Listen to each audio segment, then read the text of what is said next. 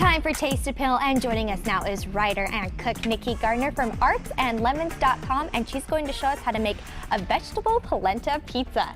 Thanks for having me today. Of course. This sounds intriguing. I'm excited for the final product and to take a taste of it because I don't understand this. So we start with polenta, and what is polenta?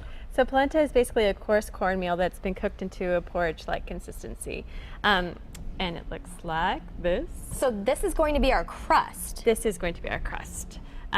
What's the taste profile of polenta? What's it like?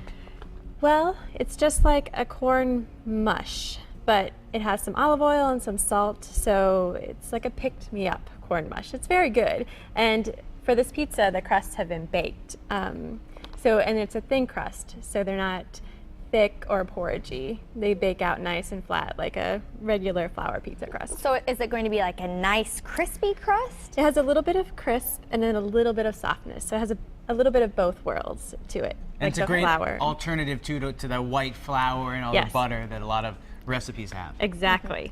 So we have these crusts already done, and they were cooked in 5-inch tartlet pans. So this recipe will make 2 10-inch crusts. And all the ingredients used today you can get at Whole Foods Market in Hadley.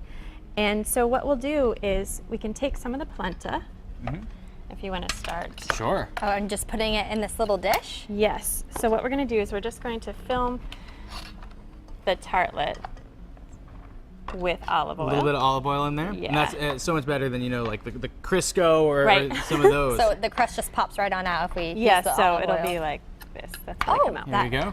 So now, are we going to mold it into that crust? Yes, so we're going to mold it in. All right, Do you want me to Lori. start molding yeah, it? get your Sure. hands dirty. Get into it. Okay.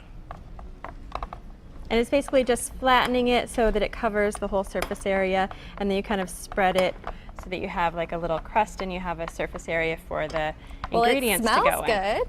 So what we're going to put in is we've sauteed olive oil, salt, leeks, fennel, and asparagus. So very spring Very focused healthy. Very vegetables. seasonal. And very healthy too. And now for the innards of the pizza, though, you could put whatever you want in there. Whatever Exactly. is maybe fresh or you or your family like. Right. And But now, is this one is vegetarian, right? this one is vegetarian. The cheese is optional. It's very good without it, or you can put the goat cheese on as well. So we're going to top it with an arugula pesto. That so sounds another delicious. spring, vibrant green. So it has that little bit of a peppery kick. It has some olive oil, lemon juice, garlic. Now, Nikki, you said this is vegetarian. Is the only thing that's keeping it from being vegan the cheese? Yes. So otherwise it's vegan, or you can add the cheese and then it's just vegetarian, or you Yes. can add some meat and then it's just another pizza. Right. You could, if you wanted to add like prosciutto or some sort of ham, that would be really good. Chicken would probably be good with it too. You go that way? Yeah, whatever. So- Just Whatever add you whatever wanna you do. want. Exactly. So we're going to put a little bit of olive oil on top of the polenta like this. And then from there we just put that in the oven before we put things on it? Yes. So this would go in the oven. Oh, so you're going to do you put the sauce on before or just straight like this? We're going to cook those first. Oh, it's Thanks right for here. reminding me. I could have we seen are. this. So for 45 minutes. I'll go throw these in. Right. How about you kids start painting the crust together? How hot is it going to be? 375. 45 minutes at 375? Yes. And so we actually have a brush this time, and we can Oh, okay. coat the olive oil. So put more olive oil on the pizza? Yes. We're just coating it. Oh, okay. And then if you want to put the pesto on, Oh, that pesto looks so good. Now, what do you put in your pesto? well, this one has the arugula. For the nut, it has sunflower seeds, but you could also use almonds, or you could use walnuts, or you could use pine nuts, or a combination. Now, pine nuts are the traditional nut, but I don't know if they are so expensive lately. They So really Yes. are. it's good that we're finding nut alternatives because you can really put any nut that you want Yes, in a pesto. you can.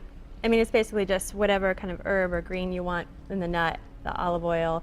You can know, put some little cheese in salt, there if you're like and me. you can I put put some cheese in so there. much I put cheese my in pesto. everything. You Why can. not? It's fun. You can put the cheese in. Okay, is that enough pesto? We want a little bit more than that. Oh, okay. Oh yeah, don't Yeah. I'm don't holding get cheap back. on me, Laura. Yeah. I'm sorry. Go to There town. you go. That's a good Okay. coating. And so after that, we're going to top it with the vegetables that have already been sauteed. And now from there, do we put it back in the oven? Yes, but we just, because the crust is cooked, it's going to put it, be like a 5-minute time on broil. Okay, So, so you just basically want, top shelf and you broil it for just a few minutes? I usually do middle shelf just so it doesn't get scorched on top. And then I would say like anywhere from like 5 to 7 minutes is usually Great. And good then mark. it looks something Our like this. finished product. Exactly. Which I cannot wait to dig into. And the cheese is just barely toasted. It has a nice golden brown to it. Yes. Well, Nikki, thank you so much. This looks great. Cannot wait to dig in. Don't go any